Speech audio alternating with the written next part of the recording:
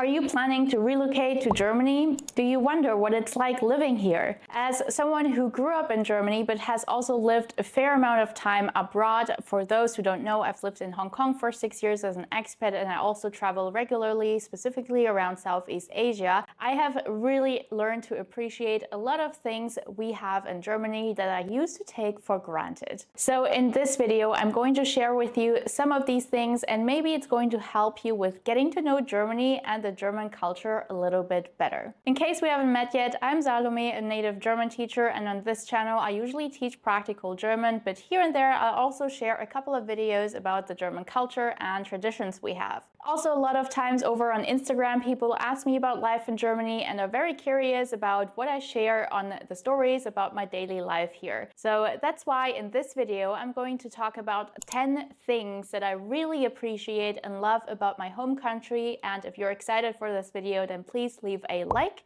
and don't forget to subscribe for more content. Of course, quick disclaimer, not everything is always sunshine and rainbows. There are lots of things that I also don't like about Germany, and I think that's completely normal.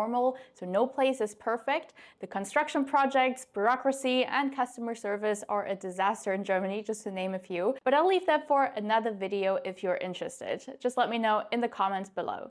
All right, let's dive in. Number one is health insurance. Germany is known worldwide for its great healthcare system. The government makes sure everyone has access to medical care by making health insurance mandatory. This means everyone has to have it, no matter how much money they make or if they're healthy or sick. I remember the first time I realized that this was not normal or standard in other countries when I moved to Hong Kong. In my working contract back then, it said that the health insurance was covered by the company, so I was like, great, I'm good to go. But then after arriving, when I asked for the medical card, I was told I only get this after my probation time, so after 3 months. Oh boy, was I upset. If I had known this, I would have organized a private insurance for those 3 months, because not having a medical insurance felt very scary to me back then. I even remember having a conversation with the HR back then, and I was like, this is absolutely unacceptable. What if something happens? And she literally told me something along the lines of, oh, we don't expect our employees to get sick so quickly. And I was like, what the heck is she talking about? Like, as if I'm planning to get sick. Anyways, so that was the first time that I realized that health insurance is not mandatory in a lot of countries, actually. So I have learned to really appreciate this about Germany. Next, let's talk about annual leave. So in general, if you're employed by a company in Germany full time and you work 5 days per week, you get at least 20 days annual leave. If you work 6 days a week, it's 24 days. This is mandated by law, but most companies actually give more days, so its common standard is anywhere between 24 and 30 days annual leave. Now, I know this might be shocking to some of you guys if you didn't know, because it was definitely shocking to me that it's not like that in other countries. When I moved to Hong Kong, I got 15 days annual leave, and that was already quite a lot compared to my local colleagues. Now, obviously, I'm self-employed, so I'm responsible for my own leave, but I really appreciate the fact that my parents, for example, when they were still working, or my friends, could take days off to spend time together without worrying that they would use up all of their annual leave. If anything, most of the time you take leftover annual leave days with you to the next year. And then you have time until around March, April, May to use that up. And a lot of companies, they will remind you to use your leave days. I do feel like a lot of companies are more aware of topics like burnout and mental health nowadays, so they really put an effort to support the employees with that. Like, for example, making sure you don't work so much overtime. Now, that's another thing. In Asia, it's almost standard to work overtime. It's actually weird if you leave on time. I remember I would always get the looks when leaving work on time in Hong Kong, and one time I even got a comment from a colleague about if I didn't have enough work to do, and I was like, I actually finished everything, and I don't see the point in sitting longer just to make overtime and to pretend as if I'm super busy. In Germany, HR, or the so-called Betriebsrat, which is like a staff association, will look out for you to make sure that you aren't making so much overtime, because they either need to compensate you for it or you get time off to balance out those hours. So that's definitely a very fair approach.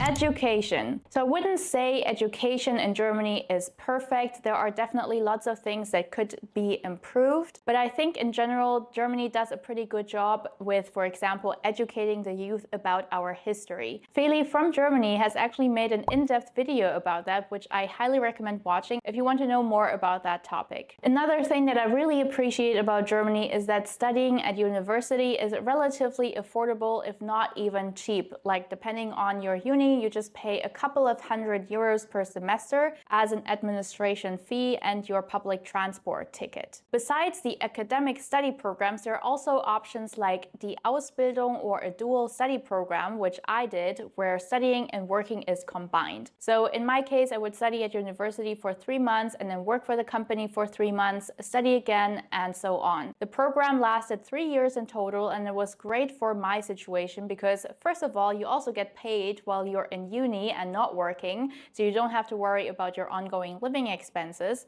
Plus, having a fixed curriculum and schedule really keeps you accountable. Like, after those 3 years, I was done with my bachelor degree, and sometimes when you're left to your own devices, like how it is at the normal university, it takes students in some cases a bit longer to complete their study program. So I really appreciated the fact that the dual study program keeps you on track and accountable. The next thing that I really love about Germany is nature. So if you didn't know, I come from the countryside close to Frankfurt, but still very much countryside. My village has like 600 citizens. It's really, really small, a lot of farms, a lot of fields, a lot of cows and such. When I was younger, I was quite annoyed about it because it just seemed like you always had to drive for all of the fun activities. But now, after living in a huge noisy city for a long time, I really love the nature, the quietness, the hiking trails. Germans love hiking. I made a whole video about that as well. So if you want to join me on a hiking trip and practice your German listening skills at the same time, you can watch this video next. Bread, pastries, and cake culture. Oh my God, I know not everyone is going to agree with me on this, and that's okay, but for me, German bread and cake is unmatched in this world. Things like Brötchen, Brezel, or just a homemade cake with fresh fruits like strawberries or raspberries from my grandma's garden are just one of the things I love most. I just can't deal with this white, fluffy, and soft bread. That's not really bread to me, but again, that's just my personal opinion. I know that doesn't apply for a lot of people. Let's also talk about German traditions, specifically Christmas. Christmas is probably one of my most favorite times of the year in Germany. It starts usually around November, sometimes earlier in terms of the Christmas stuff you can buy at the grocery store, like jam-filled Lebkuchen, one of my favorites. But the festivities like Christmas markets or cookie baking or preparing your Adventskalender, that starts around November. I don't know, I just love the cozy and warm vibes Germany has around this time, even though it can get quite cold. I've actually made a whole video about Christmas markets in Germany here that you can check out next if you want to know how it's like. But not only the Christmas time is a lot of fun in Germany, I also really love German summers. Long summer nights, German barbecues with friends, eating ice cream, going to the lake or the outdoor pool are some of the things I grew up with and really learned to appreciate after moving abroad. I remember having a barbecue once with friends in Hong Kong, and I was immediately like, great, I'm going to bring a salad. And I just remember getting weird looks for, first of all, wanting to bring something homemade. I guess that was just not that common in Hong Kong because everyone's just so busy working. But also the fact that I got so excited over a salad. What they didn't realize was that I wasn't talking about your usual green lettuce salad with some sort of boring yogurt dressing on it.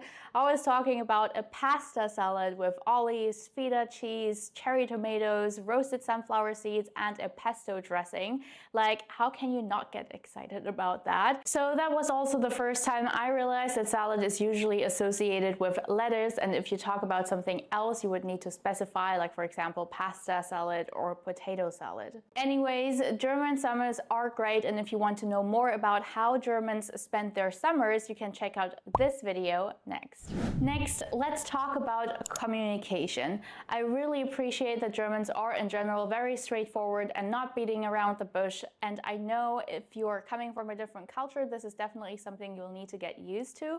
And sometimes it might come across as rude. But on the contrary, for me, when I moved abroad to Asia, communication for me was very difficult, despite the fact that I speak Cantonese, Mandarin, and fluent English. So the issue was not the language, the issue was the way of communicating.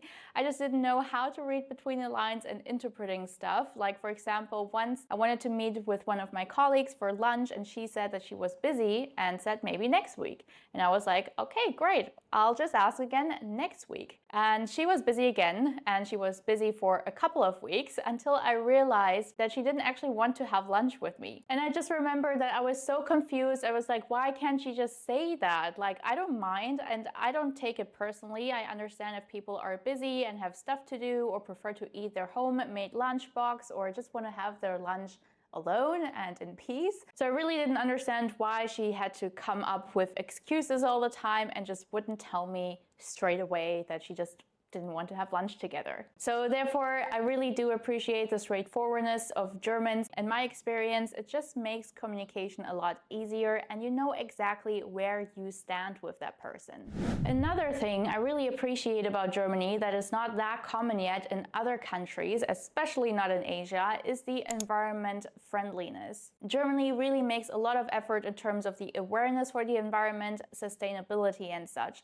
Like, for example, waste separation. I always thought that was standard, but it's not. And in Germany, people really take their Mülltrennung quite seriously. I remember a discussion my parents once had about the Nespresso capsules, those coffee capsules that you can put into the coffee machine. And they were discussing whether they should put that in the so-called Restmüll or der gelbe Sack. So residual waste or plastic waste. And my mom, who's not German by the way, but thinks very much like a German, now after living in Germany for over 35 years, was like, well, technically you need to open the capsule and put the coffee powder into the organic waste, and then the capsule itself goes into the residual waste. And that's definitely not a discussion you would hear in Asia, for example. Also in Germany, we have something called das Pfandflaschensystem, which is a bottle deposit system. And how it works is basically once you empty a water bottle or a beer bottle, soda can or whatnot, you can bring it back to the supermarket and they have a machine where you can put your bottles and scan them and then you get a deposit back. Those bottles are then cleaned and reused. I haven't seen that in any other country so far, to be honest. Let me know in the comments if your home country has a Pfandflaschensystem. I'm curious to know. All right, since I grew up in Germany, friends and family are obviously some of the things I appreciate the most. I've made a whole video about how to find friends or what friendship actually means in Germany. I'll link that below as well. In Germany, just in general, we don't use the term friend that lightly. I think what sometimes is referred to as a friend abroad might just be an acquaintance from the German's perspective. Like a friend is really someone we've known for a while, someone that we trust, and someone that you can call if you have a problem and who is going to be there for you. Now, I wouldn't say that these friendships don't exist abroad, like for example in Hong Kong. I just always got the feeling that if something is not convenient for someone or someone has to go out of their way to help you, it was just too much to ask for because everyone is just so busy with their own lives, which I do also completely understand. But in Germany, you would just make time for a friend. A good example is when one of our friends moves houses, everyone and their cousin is going to show up with their vehicle and help with the move. Sometimes even put furniture back together and whatnot, so you don't need to hire a moving company. It's actually quite a lot of fun because afterwards, when everyone is completely exhausted, the friend who is moving will usually provide snacks and beer and you get to hang out together. So I have one tip for you if you're relocating to Germany or you have relocated already, then you just need to find that one German friend. You don't need to build a whole circle from scratch right from the get-go. Just one friend is going to be enough, and then they can introduce you to more people and you'll take it from there. So these are 10 things I appreciate about my home country, Germany. I'm curious to know if any of these resonated with you at all, or if you have different opinions and experiences. Please also let me know in the comments. Once again, not everything is sunshine and rainbows in Germany. There are are lots of things that I also don't like or find challenging. So if you want me to make a video about that as well, do let me know. And I'll be back next week with the usual German learning content, so make sure you stay tuned. Das ist alles für heute. Vielen Dank fürs Zuschauen und bis zum nächsten Mal. Tschüss!